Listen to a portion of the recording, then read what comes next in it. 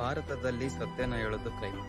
ಹೌದು, 2025ರಲ್ಲಿ ಕೇವಲ ಸತ್ಯನ ಹೇಳಿದ್ದಕ್ಕೆ 3 ಜನ ಜರ್ನಲಿಸ್ಟ್ಗಳನ್ನ ಕೊಲೆ ಮಾಡಲಾಗುತ್ತೆ. ಉತ್ತರಾಖಂಡದ ರಾಜೀವ್ ಪ್ರತಾಪ್ ಆಸ್ಪತ್ರೆಯ ಭ್ರಷ್ಟಾಚಾರದ ವಿರುದ್ಧ ಧ್ವನಿ ಎತ್ತುತ್ತಾರೆ. ಅವರ ಬಾಡಿ ನದಿಯಲ್ಲಿ ಸಿಗುತ್ತೆ.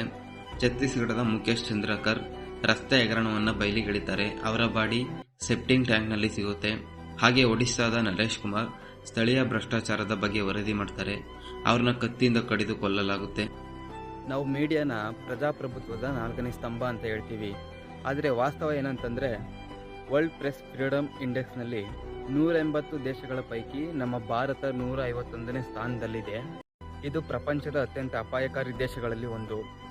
ಯಾವ ದೇಶದಲ್ಲಿ ಮೀಡಿಯಾ ಬಾಯಿ ಮುಚ್ಚಿಸ್ತಾರೋ ಅಲ್ಲಿ ಪ್ರಜಾಪ್ರಭುತ್ವ ಕೇವಲ ವೈಟ್ ಶೀಟ್ ಮೇಲೆ ಮಾತ್ರ ಇರುತ್ತೆ. ಇದ್ರ ಬಗ್ಗೆ ನ್ಯೂಸ್ ಮಾಡಬೇಕಾದಂಥ ಮೇನ್ ಚಾನಲ್ಗಳು ಸೈಲೆಂಟ್ ಆಗಿದ್ದಾರೆ.